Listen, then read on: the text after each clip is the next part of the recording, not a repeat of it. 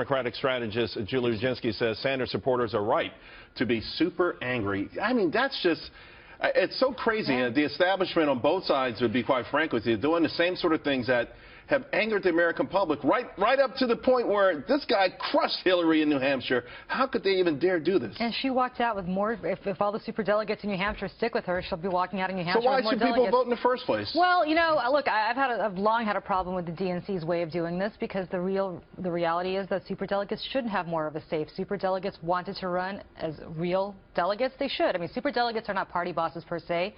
They're members of Congress. They're other elected officials. They're not party bosses. They're people elected by the people. But they have a power to vote, and they're unpledged, even on the first round, that other people don't have, other delegates don't have. It is absolutely antithetical to democracy with a small d. They have a power, and they are part of the power establishment, Correct. aren't they? I mean, they're trying to protect what is being assailed, but it's being assailed by the public. If the public speaks, if the American people speak, at what point does Washington D.C., the power elite, listen? Well, you know, we've seen this before. In 2008, originally, Hillary Clinton had a lot more superdelegates pledged to her than Barack Obama did. As the voting took place, a lot of them switched over to him.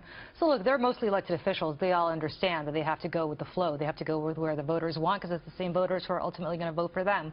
So if you're a superdelegate who right now is supporting candidate A, but your state and your district overwhelmingly votes for candidate B, you're not suicidal. You're probably going to vote for candidate B as well, because that's where your voters are going. But initially they've already pledged these to Hillary. They're not pledged. They're not actually pledged. They're supported. They have said they're going to support her. Once they get to the convention, they can do whatever they want. And a lot of times, you saw this in 2008, they flipped over to Barack Obama, even when they were originally not pledged per se, but when they originally agreed to support Hillary. Julie, what do you make of the sound we saw of Hillary just now in Nevada? It seemed sad.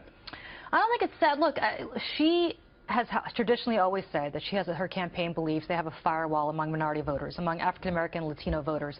Nevada will begin to tell the tale. South Carolina, a few days later, will begin to tell the tale. It did feel a little bit like, not groveling, but like she was defeated. It was almost like, come on, guys, give it to me. Help me out. It's, you know, a state that she was winning by double digits, and now it's in play.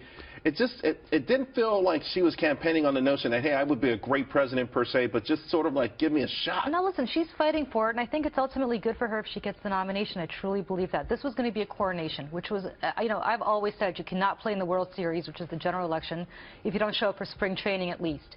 This, to whoever the nominee is the regular season, and that's best for whoever then. Speaking of which, Donald Trump was on